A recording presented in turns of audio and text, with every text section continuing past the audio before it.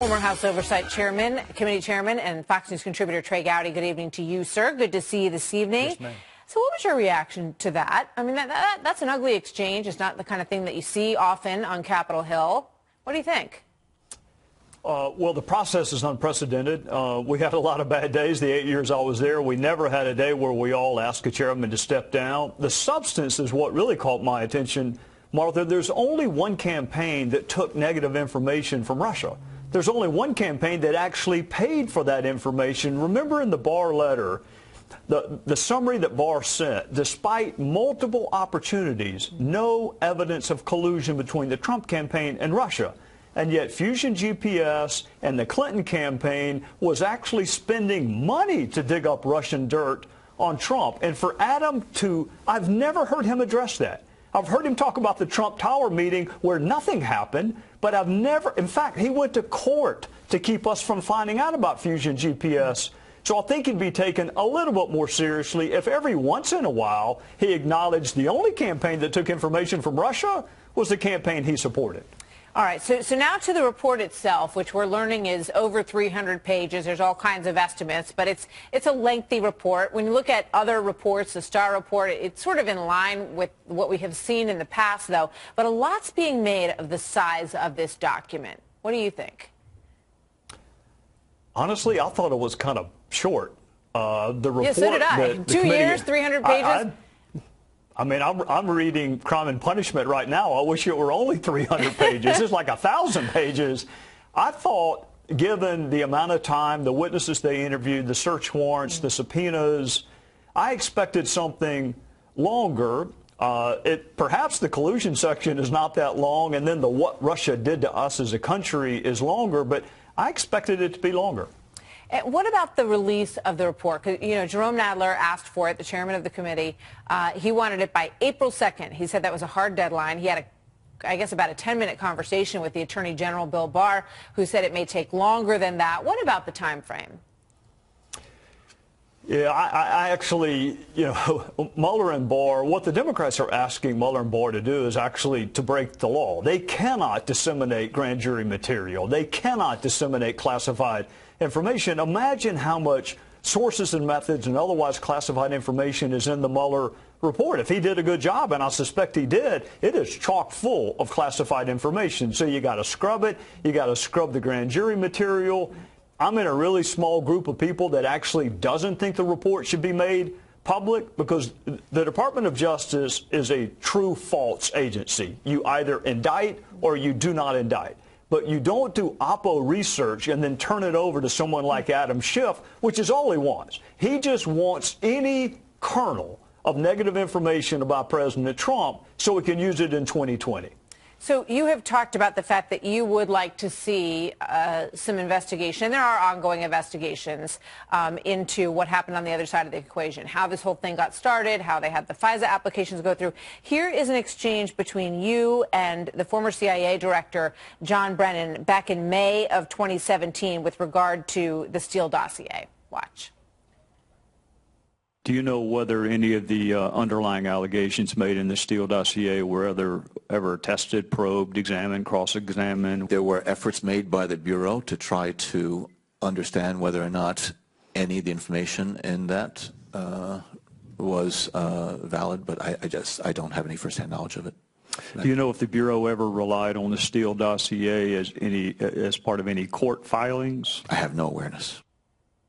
Looking back at that now, and also in light of John Brennan's voluminous statements that he was sure that there were indictments coming down. He said that as late as March 8th, and now he says that maybe he got bad information. What do you think? Maybe. Maybe he put out bad information. Maybe he's the reason that the dossier was included in the intelligence community's assessment in late 2016, early 2017, that was ultimately leaked and spawned this. I mean, I had to be cryptic there because it was not publicly known that there was a FISA. Now the whole world knows there was a FISA, and what the whole world, I hope, will someday learn is the FBI had made no efforts to corroborate or vet the information even as late as December of 2017, well after it had been used in the FISA, and the FBI still had made no effort. So, you know, Brennan Brennan's animosity towards the president is so manifest. So is Comey's right now. But to think that this guy was running an intelligence agency with the amount of animus he has towards President Trump is sobering. Judge Napolitano was on earlier today, and he said this. Let's play it, and I'll get a quick response for you, and then we got to go. I think that Congressman Schiff is correct.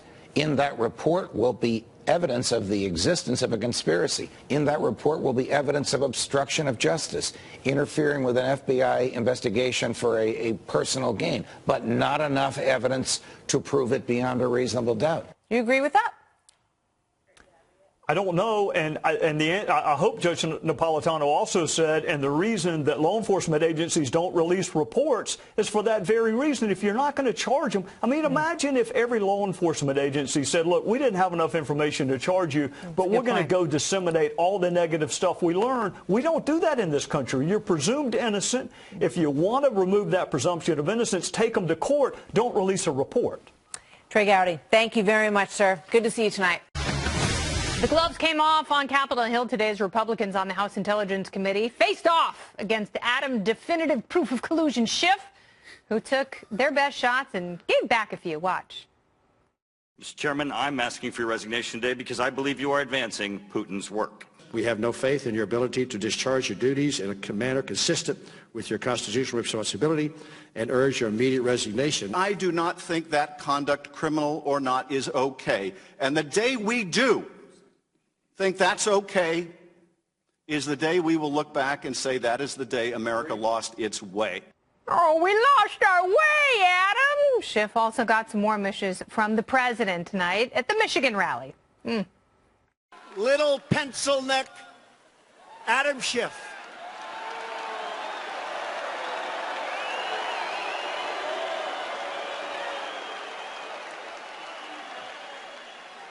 He's got the smallest, thinnest neck I've ever seen. He is not a long ball hitter.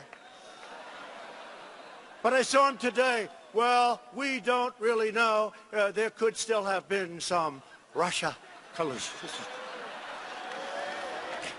So unnecessary. Oddly enough, it's one of the nicer things anyone in Washington has said about him in some time. So should Adam Schiff keep chasing collusion, or should he go after something a little more realistic, like Bigfoot? Joining me now, Arkansas Republican Congressman and House Intelligence Committee member Rick Crawford is here. Welcome to the show, Congressman. Hey, thanks for having me. Hey. So let's talk a little bit about this letter that all 9 Republicans on the House Intelligence Committee sent to your chairman. What did it say, and do you stand behind those words? Essentially asking him to resign and absolutely stand behind those words. You saw Congressman Conaway read the letter. Mike Turner followed up. We kind of all made some comments, and all had pretty much the same thing to say, is that, you know, we've pretty much lost any kind of trust in his leadership as it applies to the Intelligence Committee. Now, Democrat leadership, Nancy Pelosi and Steny Hoyer, they're obviously standing behind Congressman Schiff, and he's not going anywhere. He's not going to step down. So what happens? You can't really force him out, can you? No, you can't. I mean, this is let's just put this into the proper context for a minute. You know, when we started the last Congress, there was an all-out assault on Chairman Nunes.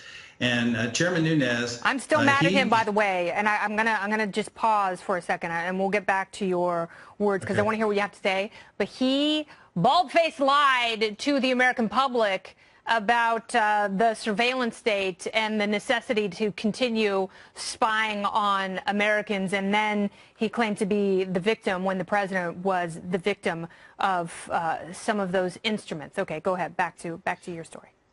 Well, okay, so Nunes, at the beginning of the last Congress, he stepped away from the Russia investigation so as not to create a problem on the Russia investigation.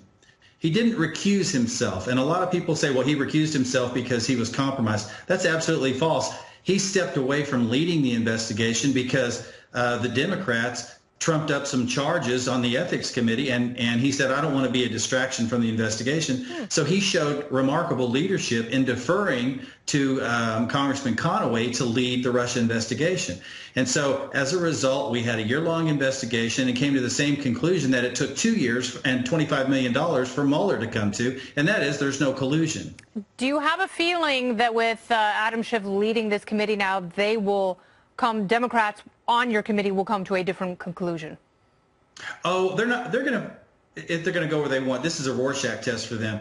They're going to connect the dots in a way that underscores their narrative. But here's the thing that the American people need to understand is that we have a responsibility in that committee, and we're not being able to fulfill that responsibility for all of this Russian narrative, this nonsense about collusion that's been taken care of. Okay, so we did that. We did our job as the Intelligence Committee. We came to the same conclusion that Robert Mueller did. Now let's get on with the business of protecting the American people. There are folks all over the world at any given time that need our help, that need our oversight, that are asking for resources, that need to tell us what's going on in various hotspots. What about the resources in this country? We've talked about it. We touched on it a couple of times about cybersecurity.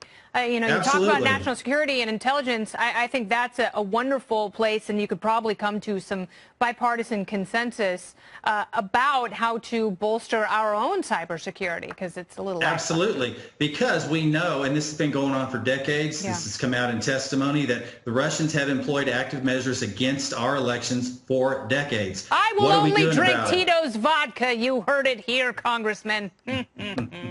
American vodka for me. Thank you very much for your time. And you bet. Thanks for having me. Best of luck with the continued pursuit of all that you pursue. You.